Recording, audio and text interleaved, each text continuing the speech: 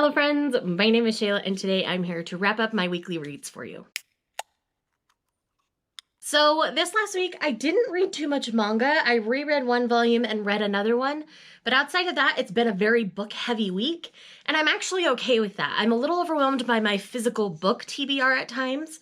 So this week was one of those weeks and so I'm glad I got a lot of physical reading done this week. So I also got some arcs read. It was just a very book heavy week, but don't worry, starting tomorrow it's going to be a very manga heavy set of reading because it's the 25 days of manga starting tomorrow. If you've forgotten, I will leave my announcement video linked in the corner if you want more specific details. Thank you again to Natalie over at Pages and Panels for spearheading 25 days of manga. And you guys can look forward to a video a day from me for the foreseeable future, at least until Christmas, and then I'll probably burn out and not give you too much for a little while. But anyways, let's dive into what I got read. So let's quickly talk about the manga. So I reread volume 5 of Living Room Matsunaga-san, but because it did come out physically, I love to revisit these physically when they pop up, and we get a lot of backstory for Matsunaga, and we see his past love and their interactions, and we see some other really cute, really fun things. I continue to really adore this series. This is an age gap shoujo. She is under the age of 18, so that's not going to be everybody's cup of tea, but I still really enjoy the series as a whole. It's really pure and innocent. Nothing untoward has happened at this point, but I'm still really excited for the future of this series. Next up is a smutty good time, and that is volume 2 of Fire in His Fingertips. Originally, I was going to wait till the 25 days of manga to read this, but I could not wait any longer. This one, we're still following Ryu and Soma, or Rio, not Ryu. Rio is the girl, and Soma's the guy. And it's about their continued interactions, their sexy times, and all of that good stuff. Like, I could just sit and read this series over and over. It's a really fun, really smutty good time. And their dynamic as a couple is actually pretty sweet. This series does have some specific things to look out for. I'll be talking about it more in an upcoming video in December. So if you want those specifics, you can either look up one of my previous videos where I talk about the series, or you can wait for that one. And that's it for the manga, just those two. So let's go ahead and dive into my physical reads, and then we'll do the digital ones last. So first up, I finally read Queen Bev, and I hate that I haven't read Queen Bev before now. This is Through the Storm. I gave this book 5 stars. This is the first book in the Levesque historical romance series. This is very like Civil War era historicals featuring Black characters. This was humbling. This was eye-opening. This was beautiful. This was romantic. I really loved this book a whole lot. And I will definitely be reading more Queen Bev because this was such an experience. I'm so excited to continue going through all of her books, and this was just so fun. Yes, he has a mustache on the cover, but Raymond is really quite swoon-worthy. I quite like him. And then we have Sable, and she is just this powerhouse, and I love her so completely. So if you're looking for Black love stories, Queen Bev is where you want to go because this was glorious and I cannot wait to read more. Next we have Marriage by Arrangements by Sophia Singh, either Sasson or Sassoon. I'm not 100% sure how you say that. I might be thinking Sassoon because of my hairdresser side with Vidal Sassoon. I'm not 100% sure. I don't know how to pronounce it, so I'm sorry. But it's Sophia Singh. And then whatever, that last one. So in this one, we have architect Rainey. She's a very smart, very intelligent woman, and she ends up basically in this arranged marriage with Arjun, and this was absolutely a lot of fun. I've never really read like an arranged marriage type story, and this was just fantastic. I really enjoyed this, and I gave it 4 stars. I highly recommend checking out things. I'm coming to learn that I really like the Harlequin Desire novels, so if you have not tried a Harlequin Desire, I recommend trying one. Next up, we have Descent by Helen Hart. This is book 15 in the Steel Brothers saga. I found out there's going to be a follow-up trilogy after this one. I thought this one was the end, but this is the final book in the trilogy about the Steel parents and why they made the decisions that they did, and a little more about Daphne and her illness and things like that. That's all I'm going to say. Like, this is 15 books into a series, so I can't really say a lot in this video other than The end of this book was very bittersweet for me in a lot of ways, and I really, in the journey of this series and this saga, I guess you could say, is intense and full of things that might give you pause. So definitely look up triggers on the series because it's full of them.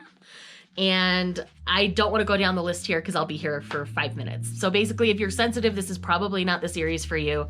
I did end up giving this book 4 stars. I really enjoyed it, and I look forward to continuing on with the steals to figure out what's going to go on in the next trilogy, because these seem to be in trilogies about sets of characters. So I'm excited for what the next trilogy will bring us. All right, next we have Bone Crier's Moon by Catherine Purdy. I buddy read this with Lindsay over at Lindsay Tut. This is a YA fantasy, and I really enjoyed my time with this. I ended up giving this 4 stars. I haven't been enjoying YA as much recently, but this one really kind of stood out. It was really well done. It was really imaginative. So we have, I have to look up names because I always get them confused because there's so many characters. So we have Elise, and she is basically the daughter of the Queen of the Bone Criers. And so she has to prove herself by summoning her Amore and killing them. So she goes to the bridge to summon her Amore with this bone flute, and this guy named Bastion shows up. He is a guy who, his father was killed by a bone crier, and so he's out for revenge, and they end up interacting, and it's about them falling in love while also trying to figure out all sorts of things about this world. He originally takes Elise captive, but it becomes a much bigger political story involving the mother and a character named Sabine, who happens to be very closely involved with Elise and the Queen. And that's all I will say for spoiler's sake. But I'm glad I didn't know too much going into this one. I really enjoyed it. And I feel like not knowing as much helped my reading experience a lot. I am looking forward to the sequel. It should be out next spring.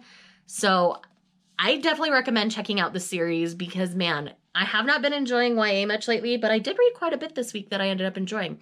So yes, definitely recommend checking out Bone Crier's Moon. Next up is another one that I would recommend checking out, and that is The Never Tilting World by Rin Pecco. This has been on my TBR far too long. I wanted to get to it before the end of last year, but I'm finally getting to it. This is one that has a very rich world, amazing characters of depth. There is some LGBT representation in here, and I definitely recommend checking this one out. I picked this up on the recommendation of my girl Mel over at Mel to the Any, and she loves Rin Pecco. I have not read Rin Pecco's other series. It's amazing. Anyways, this is about twin goddesses, and a demoness is what they call a goddess that men cannot control. So it's very feminist. It's very empowering. It's so good. 2 sisters broke the world, and 2 sisters will save it up there. So I'm trying to not spoil things because I'm glad I didn't know too much going into this, but man, it's beautiful. It's stunning. I need to pick up the sequel. I believe the sequel is out now, so I really want to continue on in the series. Oh, I gave that 4 stars if I didn't say. Next, we have Love from A to Z by S.K. Lee, another one that I gave 4 stars. This was a really sweet contemporary. My favorite thing about this book was Adam's character. Adam has, I believe it's MS, if I remember right. And then we have, I want to say Zainab or Zaneb, the girl here. Her character was a little bit hard to read from because she is very angry, and rightly so. She's Muslim. That's the word I was looking for. But she's a Muslim teen, and she's very angry at the world, and she has every right to be angry at the world, but that doesn't make it any more comfortable for me to read from. You know, seeing her anger made my heart hurt. But I ended up giving this book 4 stars. I did enjoy it. I do think it's important, and I do think people should read this.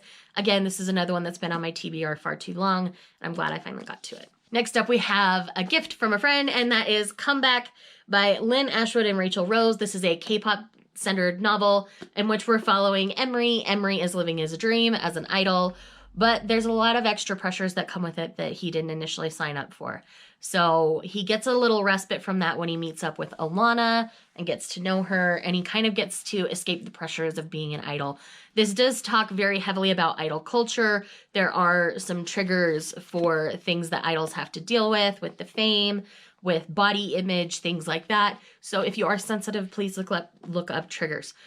But I ended up really enjoying this. I gave it 4 stars. It was a solid book. I really enjoyed it. I love the K-pop fandom. Well, at least where I live in the K-pop fandom, I know it can be toxic and crazy at the same time too. So I think this has a really good balance of the good and the bad of being an idol and what a star could definitely be going through. So if you like K-pop and idol culture, this is a really fantastic book to look up and try. By the way, it says Neon Book 1, so hopefully we'll get more from the other characters because we did follow his band, and it was really, really fun. I really enjoyed it. So, last for the physical books, we have Shadow Black by Sebastian de Castell. This is the second book in the Spellslinger series, and I was so glad to be back in this world. I really need to get the rest of these books so I can finish it. I buddy read this with Megan over at Meowth Vader. Anybody I buddy read with, by the way, will be linked down below. And this was so fun. Kellen's journey in this particular book was really interesting. It had a lot more political undertones than I was initially expecting, but it was really, really good. This world continues to be vast and amazing. And the squirrel cat, I believe it's Rikus or Righteous. I forget how you say their name, but still my favorite character. I love the squirrel cat. And we get to know a new character named Cenaria, and our interactions with her were really interesting. So I'm definitely looking forward to the future of this series. And as soon as I pick up the others, hopefully Megan and I can buddy read the rest of the series. Books are trying to fall over everywhere. All right, so let's talk about the digital reads for this week. I am talking kind of quickly about most of these things, but we're still 12 minutes into this video. So first up, we have Second Chance on Cypress Lane by Reese Bryan. This is a Black love small town romance in which we're following Dakota and Dexter. This centers around Dakota coming back to this small town that she lives in after a scandal at her work. Her dream has been to be a newscaster her entire life, and her and Dexter broke up many, many years ago after he'd been away at college for a little while. And the reasons why they break up are due to meddling parents, I think, is the easiest way to categorize that, which is pretty predictable there. But it's about them coming back together, being forced to work together, and their romance. It's beautiful. I absolutely love this. Definitely want to read more Reese Ryan. Next, we have 10 Things I Hate About the Duke by Loretta Chase. This is a historical enemies to lovers. The banter in this is amazing. Cassandra and both Lord Ashmont were both really amazing characters. I really enjoyed my time with this. This was my first Loretta Chase, and I'm definitely looking forward to picking up more. And I just really enjoyed the banter in this one. It was really a lot of fun, and it was kind of unexpected. So solid 4, definitely enjoyed it. Next, we have to talk about a book that I really don't want to talk about, but I know I need to. And that is How to Fail at Flirting by Denise Williams. I DNF'd this book at about 20%. This book was very triggering for me, and I'm going to tell you why. And it's not a spoiler. Our main character deals with PTSD, essentially, from a relationship from a couple of years back that was very toxic and very abusive and manipulative. And we get direct scenes of this former boyfriend, former fiance, I forget what he was, doing this behavior to her. And it was triggering to me, being someone who dealt with those kinds of things within a marriage and is now out of it and away from it. And so I don't recommend this book if you're sensitive at all. I'm sure it's wonderful for people who haven't dealt with what I've dealt with, and it might be eye-opening to them, but this book is not for me. I'm really sorry.